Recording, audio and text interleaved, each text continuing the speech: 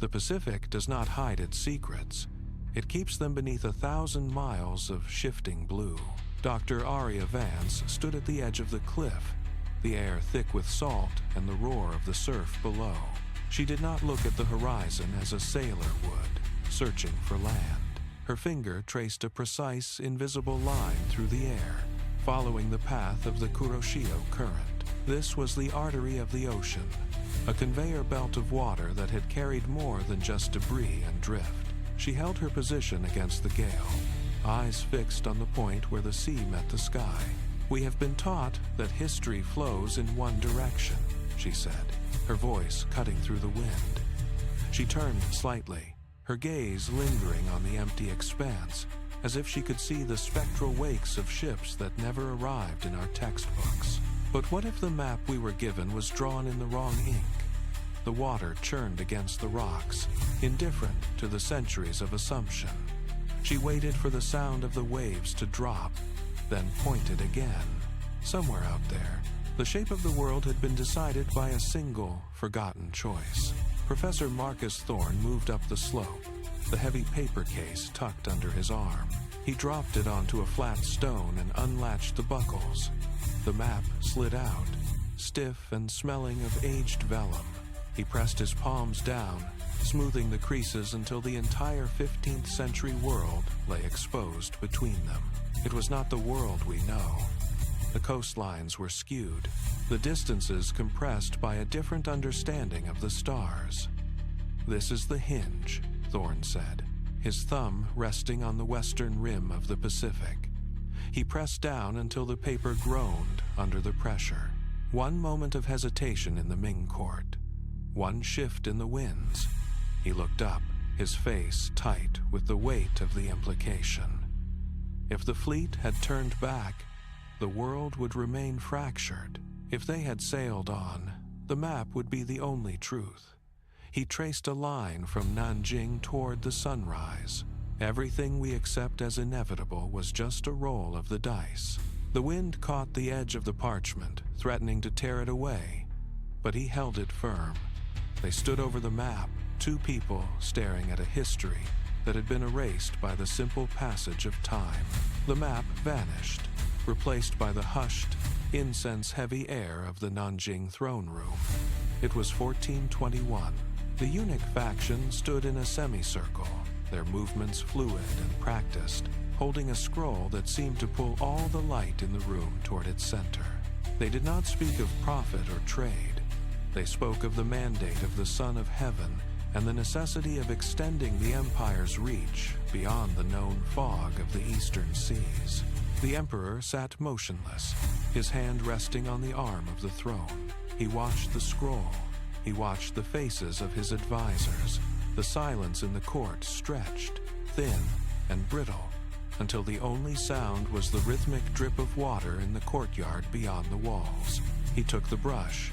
It was heavy, tipped with ink as black as a moonless night. He did not hesitate. He pressed the tip against the parchment, the fibers yielding to the force of his intent. With a single, fluid motion, he drove his seal into the wax, leaving a crimson mark that burned against the surface. The decree was absolute. The order was given to look east. In that moment, the axis of the world tilted, and the vast, dormant potential of the Ming fleet began to stir. The harbor at Nanjing groaned. 300 treasure ships, each a floating fortress of teak and iron, strained against their moorings. They were not mere vessels. They were cities of timber, their hulls rising 400 feet above the waterline, casting shadows that turned the midday sun into twilight. Laborers swarmed the docks, a rhythmic tide of motion matching the pulse of the sea. The sound was a symphony of labor, the screech of heavy ropes sliding through iron pulleys, the rhythmic thud of wooden mallets, and the low, guttural creak of giant rudders shifting in the current. As the lead ship pulled away, the water displaced by its keel surged against the stone piers, forcing the other vessels to groan in unison. One by one, the massive anchors broke the surface, shedding mud and salt. The sails unfurled, catching the first breath of the monsoon, and the fleet began to move. It was an inexorable push, a slow, gathering force that made the horizon seem small. The harbor fell silent, left behind by the sheer, terrifying scale of what had just departed. The ocean ahead was no longer a mystery. It was a destination waiting to be claimed. The coast of China dissolved into a thin gray line, then vanished entirely. The fleet entered the deep blue, where the water turned the color of bruised slate. For days, the only world was the rhythm of the deck and the constant, low-frequency hum of the hull cutting through the swells. The monsoon winds provided a steady, unrelenting push, but the vastness of the Pacific demanded constant vigilance. Navigators stood at the stern, their instruments tracking the stars and the angle of the sun against the horizon. Then, the winds shifted. The air grew still, the sails went slack, and the fleet drifted in the doldrums for 3 grueling days. The silence was absolute, broken only by the rhythmic slap of water against the teak planks. Sailors climbed the masts, scanning the empty sky for a sign of a renewed current.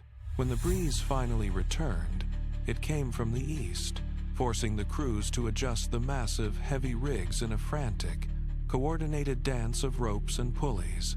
They pushed on. The days bled into weeks, the sense of isolation deepening with every mile.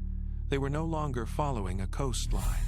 They were carving a path through a void, sustained only by the weight of their mission and the unwavering pull of the horizon. The ocean turned. The deep, bruised slate of the open Pacific began to lighten, shifting toward a pale, translucent jade. The air changed too, losing its salt-heavy sting and gaining the sharp, resinous scent of pine and damp earth. High on the main mast of the lead ship, the lookout squinted against the glare of the setting sun. He reached out, his hand trembling slightly, and pointed. A thin, dark line cut across the horizon, jagged and unmoving. It was not a cloud, it was stone. The lookout let out a sharp, guttural shout that echoed across the decks, pulling the crew from their lethargy. Men scrambled to the rails, eyes straining against the distance. The coastline solidified a wall of cliffs rising from the surf, topped with dense, dark forests that seemed to hold their breath. The fleet adjusted its course, the massive rudders groaning as they turned toward the shelter of a wide, hidden bay. The water grew still, mirroring the sky. With a thunderous roar of chains, the iron anchors dropped, biting into the sandy floor of the bay. The ship slowed, swung with the tide, and finally came to a rest. The long, uncharted passage had ended. Ahead, the shore waited, silent and untouched. The silence of the bay broke as the first small boats touched the sand. Sailors jumped over the gunwales before the hulls had fully settled, their boots sinking deep into the wet, dark earth. They carried heavy crates and iron-tipped poles, moving with the rhythmic precision of a well-drilled unit. There was no hesitation. They marched past the high-tide line toward a flat, prominent ridge overlooking the water. A lead officer signaled, and the crew began the work. They dug deep into the soil, clearing away the coastal brush and exposing the bedrock. Together, they heaved a massive, pre-carved stone slab into the pit. It stood tall, etched with the official imperial seal and the date of the arrival. They packed the base with rocks and earth, tamping it down until the structure stood immovable against the wind. The officer stepped back, surveyed the horizon, and bowed toward the west. They had traversed the world to find this place, and now the land belonged to the Ming.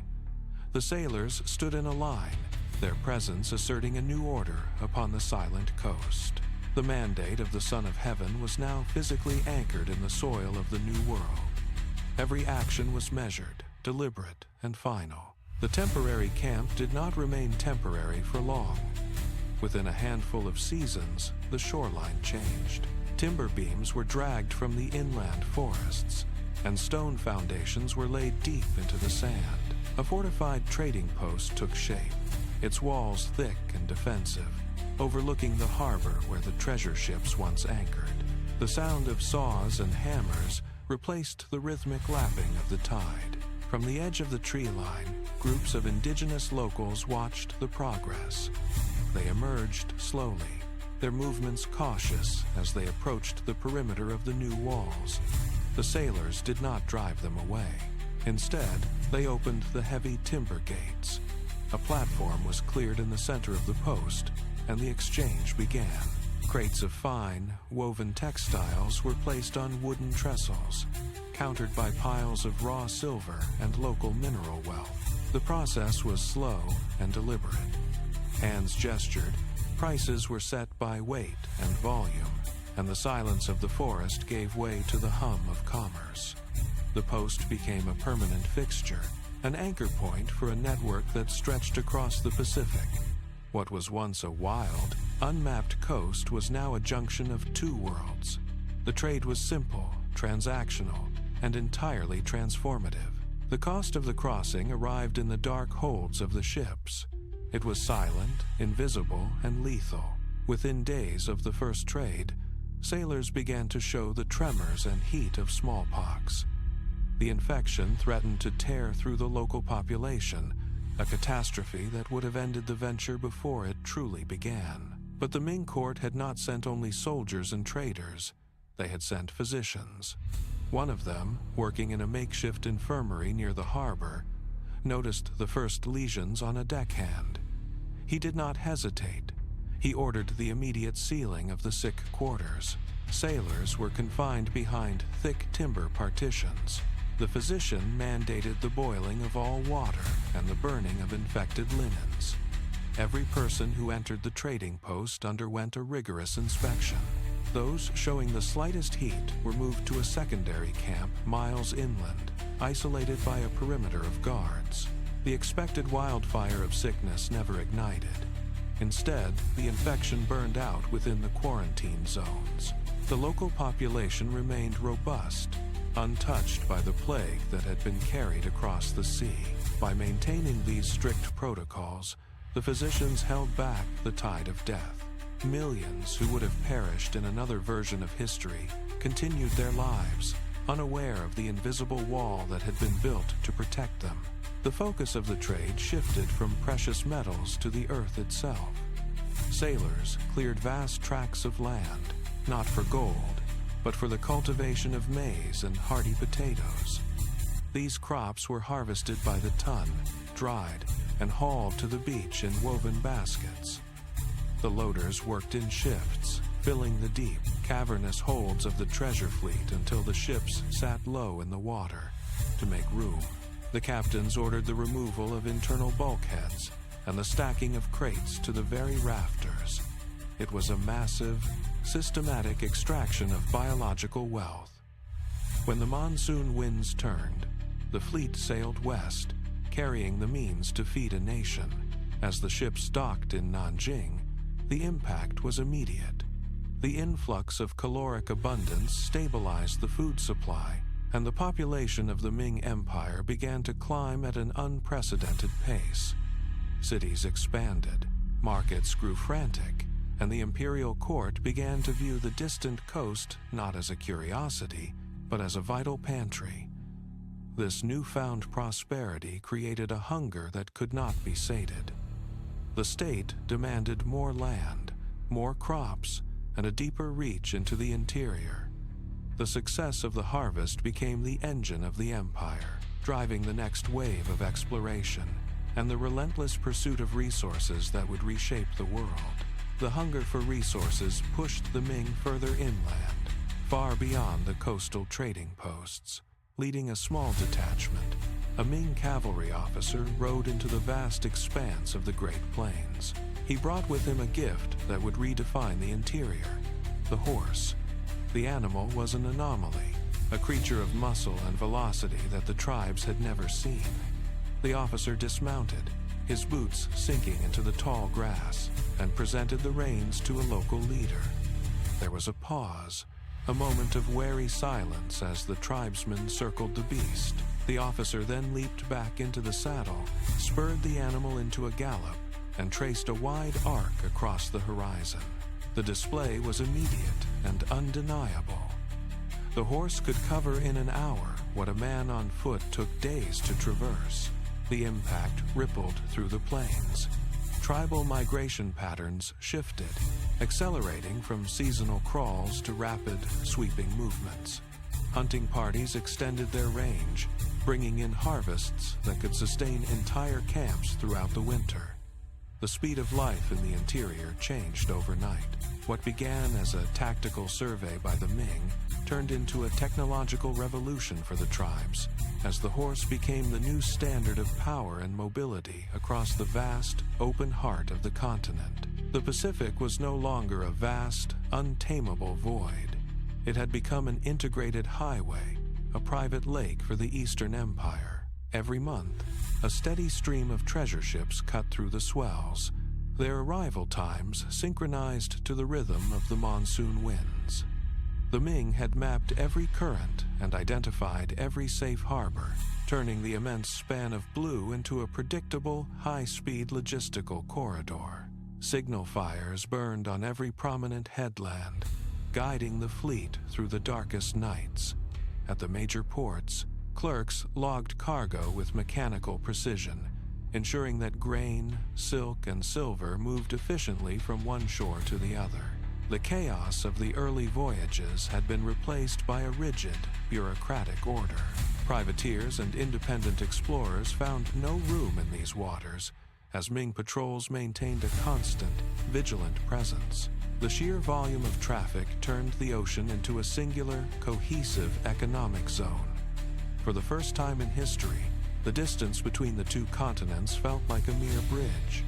The Pacific was now the center of gravity, a stable, thriving artery that funneled the wealth of the Americas directly into the heart of the Ming capital.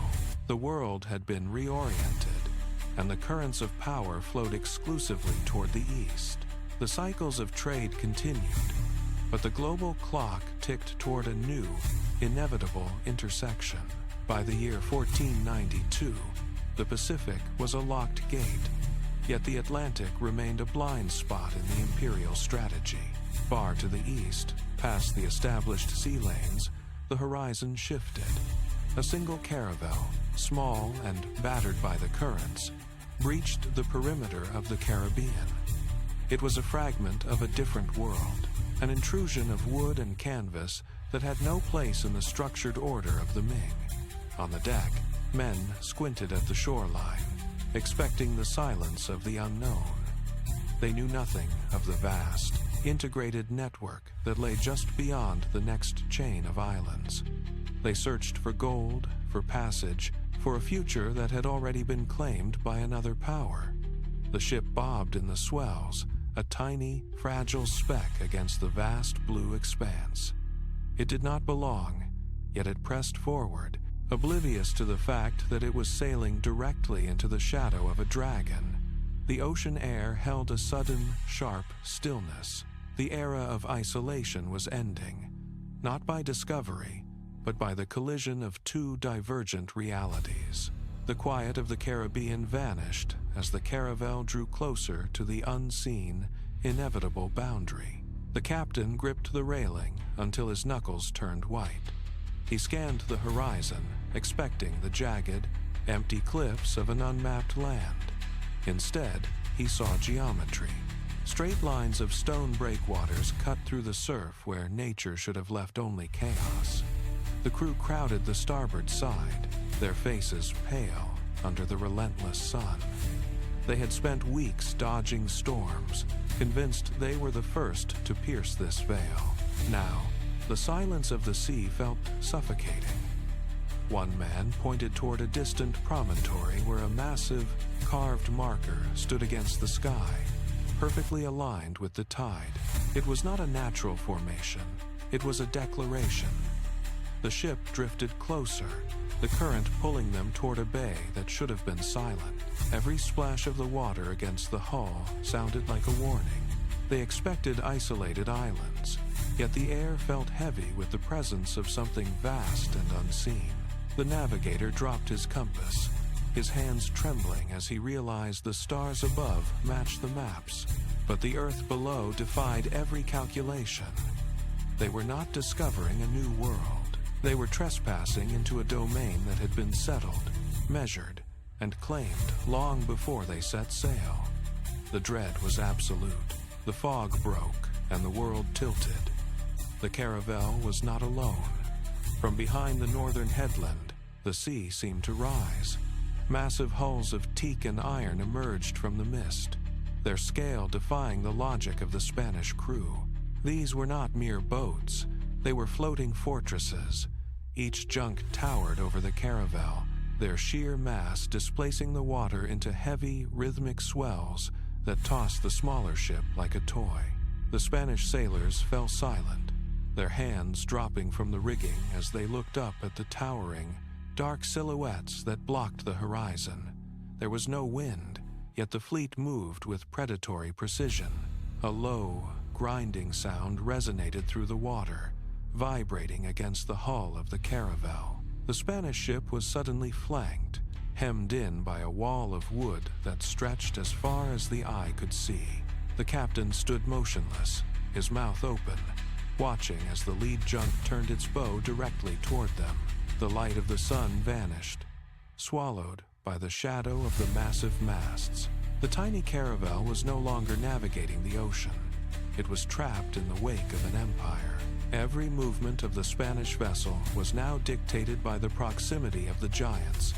The encounter was not a greeting. It was a capture. The caravel was towed into the shallows by rowboats. The captain stepped onto the sand, his boots sinking into the wet grit. He reached for his sword, but a guard stepped forward, hand on a weapon of polished metal, and pushed the captain's arm down. The message was clear: stay still. They were marched toward a wooden structure that stood firm against the wind. Inside, a local governor waited behind a low desk piled with parchment. The captain stood before him, trying to speak, to claim the land in the name of his crown. But the governor held up a hand. He did not look at the captain. He looked at a ledger. The governor made a mark on the page, then signaled for a clerk to bring forward a basin of water and a seal. The captain watched as his ship was inventoried like a crate of low-value cargo. He was not a conqueror. He was a nuisance to be processed.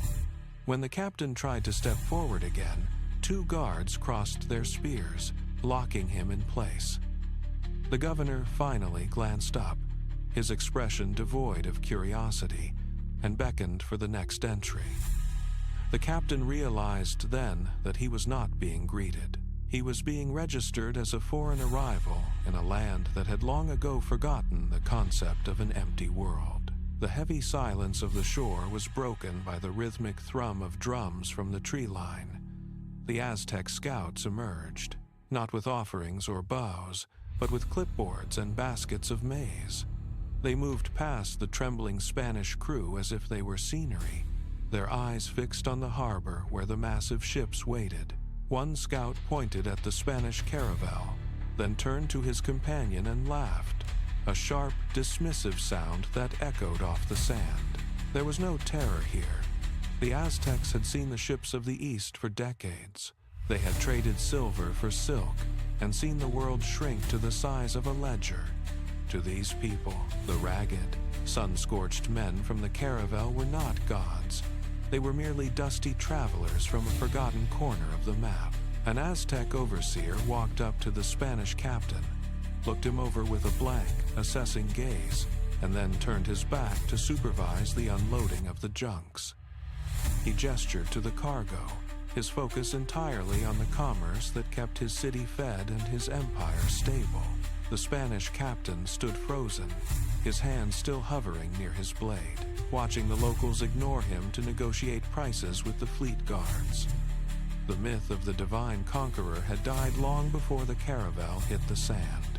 The world had already moved on, and there was no room left for legends. The captain reached his breaking point.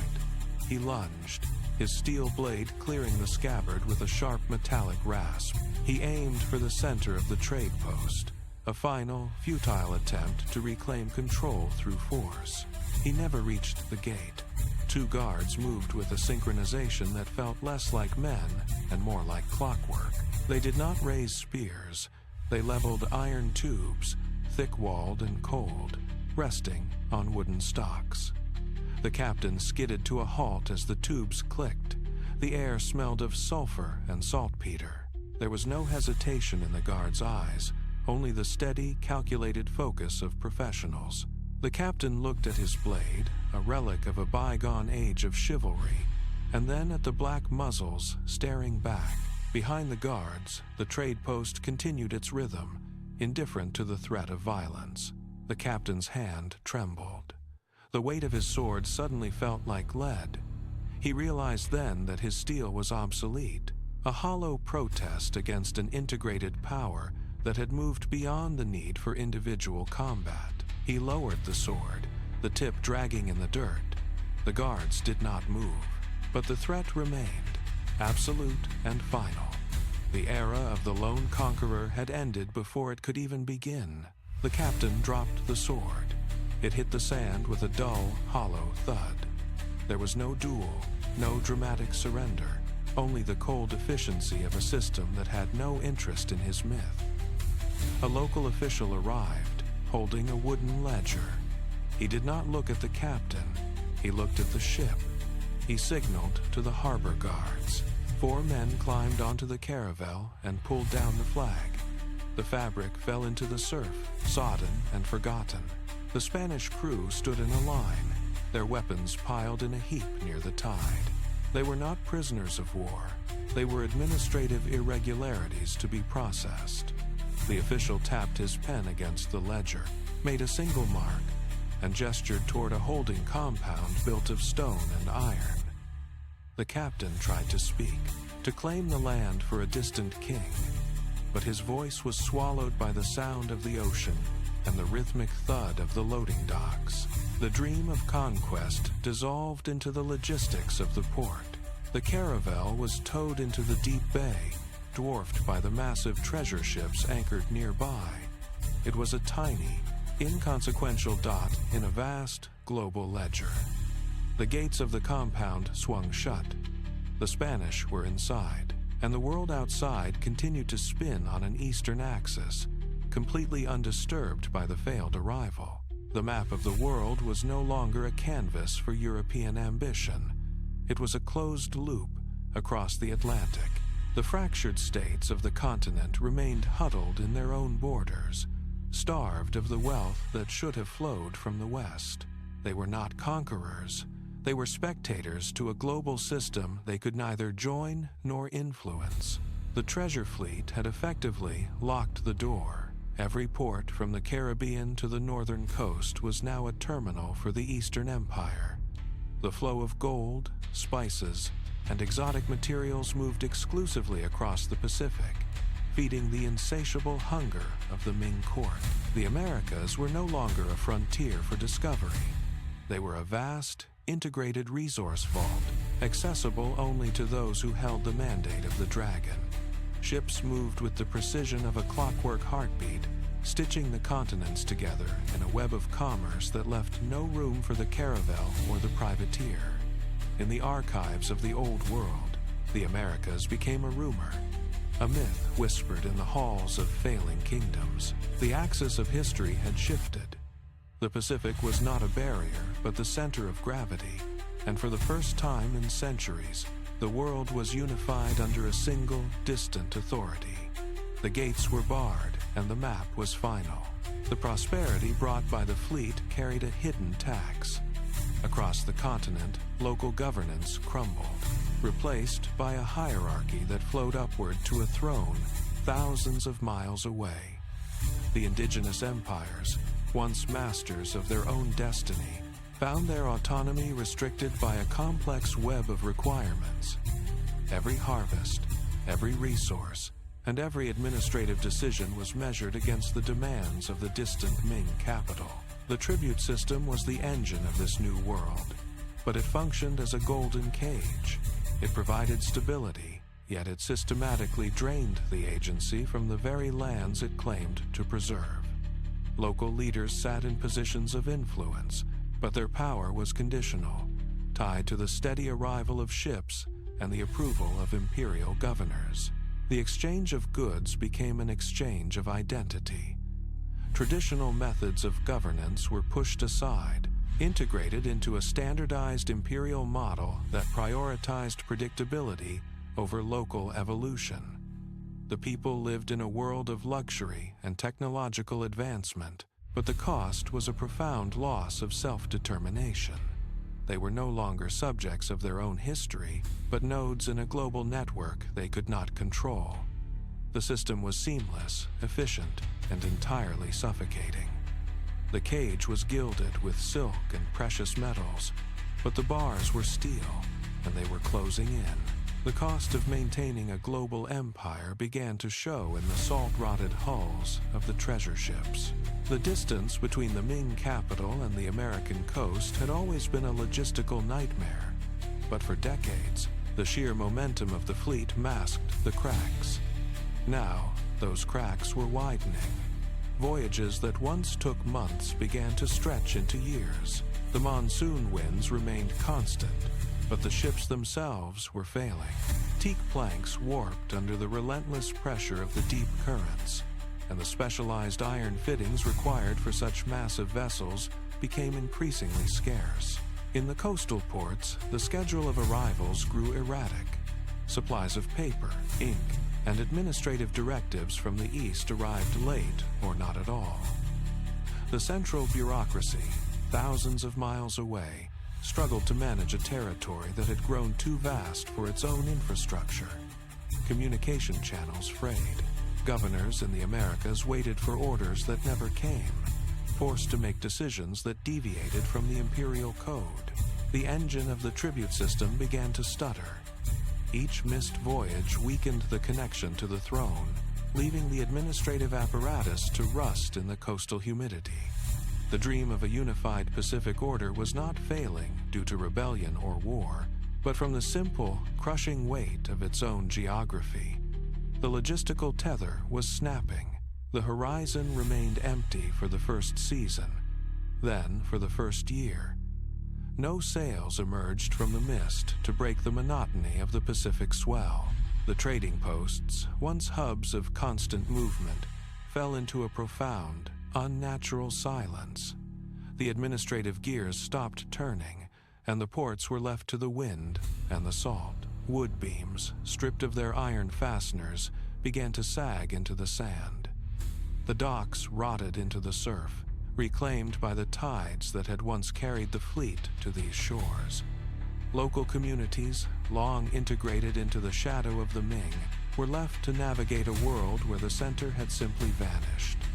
They salvaged what remained of the fortified structures, repurposing stone markers and brick foundations for their own survival. Over generations, the memory of the great ships faded into oral tradition, then into myth. Today, all that remains are the scattered remnants left in the dunes, a jagged rim of blue and white porcelain, half buried in the silt, a single, rusted iron spike protruding from a piece of driftwood. For the archaeologists who scour these beaches centuries later, these are not mere refuse. They are the only tangible proof of a global pivot that never found its way into the written records of the future, a silent testament to a bridge between worlds that dissolved back into the sea. Dr. Vance looked down at the map, her fingers tracing the ink-drawn routes that had once connected two hemispheres. She folded the parchment, the crisp sound of paper against paper sharp against the constant roar of the surf. The wind pulled at her, but she did not turn away.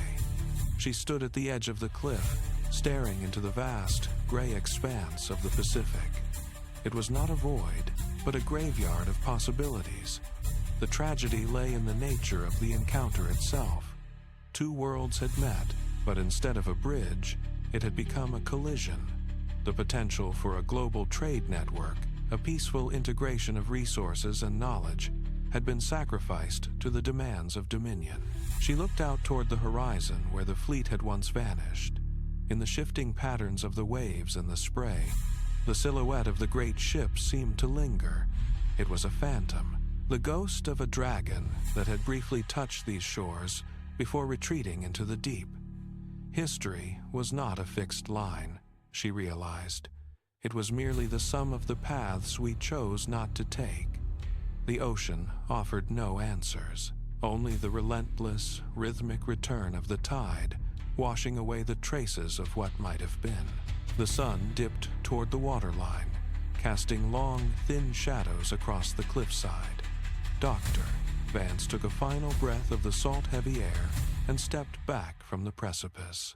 The world behind her remained exactly as it had been for centuries, defined by the outcomes of a single, long-forgotten decree. There was no trace of the treasure ships in the water, no echo of the gunpowder that had once held the Spanish at bay.